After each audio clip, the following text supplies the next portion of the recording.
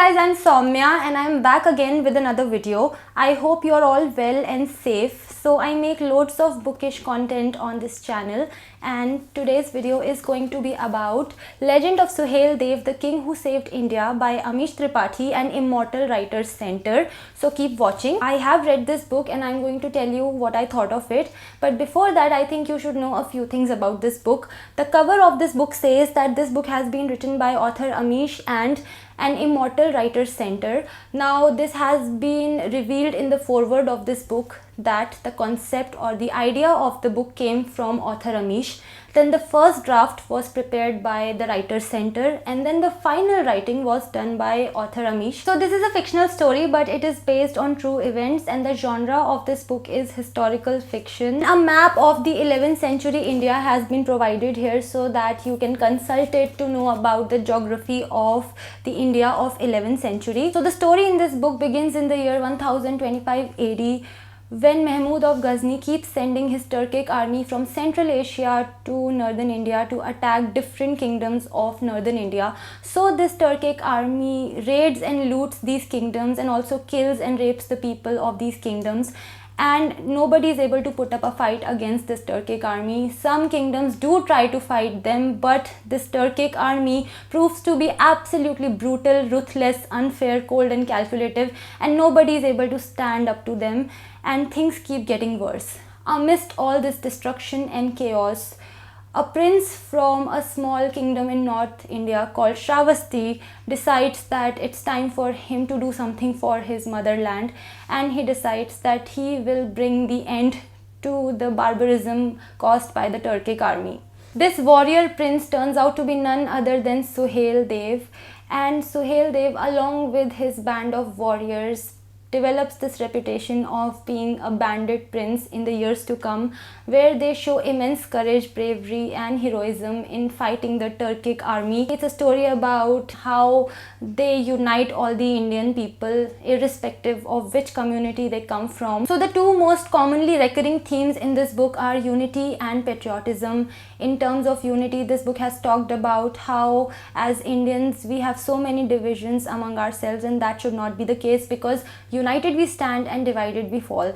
That is the message that this book has continuously tried to send to the reader. Another thing is patriotism. This book has really stressed upon the fact that you should really love your motherland and that your motherland comes first. So this story literally goes out of the way to be inclusive of different communities and to be respectful towards them. Also, since this book is historical fiction and the premise is how Indians stood up against the Turkic army, you can expect a fair share of adventure and a lot of battle scenarios. A lot of times this book made observations about Indian people and their temperament, and as an Indian person myself, I had to agree with a lot of them. The story is suspenseful, but at the same time I have to admit it that it's not as strong as I would have liked it to be. Yes, there are some moments that are unexpected in this book, but they do not really shake you the way you would expect. So the suspense factor in this book is decent. It's not bad, but it's not the best. So this book definitely has some emotional moments. They might not make you ugly cry, but there are quite a few moments in this book where you do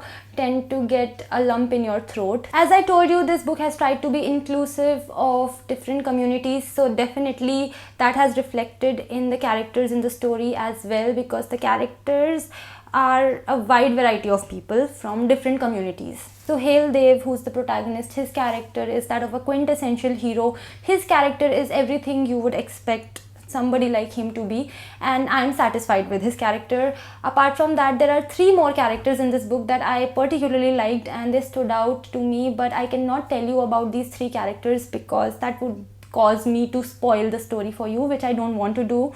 So if you have read this book and then you want to know which characters I like, those 3, you can comment and ask me and then I'll tell you. So while reading this book, there were some parts in the story that were very interesting and engaging, but then there were some portions where my attention would kind of start to wander, and the reason for that is that the pace of the story is not uniform. Sometimes it gets fast paced and sometimes the pace gets a little slower than you would like. So on the whole, this book does form a decent hold on the reader, but it does not form a death-like grip on the reader. This book has 325 pages and I read this in multiple sittings, to be honest, and the reason for that is what I just told you, that this is the kind of book that does hold your interest, but you do not mind putting it down from time to time. In my personal opinion, the best thing about this book is how it has tried to highlight and showcase the spirit of India all through the book and all through the story. I loved that. Overall, this is a decent book. It's a nice book. But as somebody who is waiting for the 4th book in the Ramchandra series, and as somebody who has read and loved the previous work by author AMISH TRIPATHI, I have to say that this book is not his best. And the reason for that is that AMISH TRIPATHI has set a bar that is very, very high, and this book doesn't match up to that. To those people who want to begin reading books by AMISH TRIPATHI, I'll say that if you want, you can go for this book because this is an easy read after all. But personally, I would recommend that you should go for the Shiva trilogy because then your experience would be marvelous. So in conclusion, this book is not a bad reading experience, but it's not my favorite either. So that was it. That was my review of Legend of Suheldev, The King Who Saved India by AMISH TRIPATHI and Immortal Writers Center.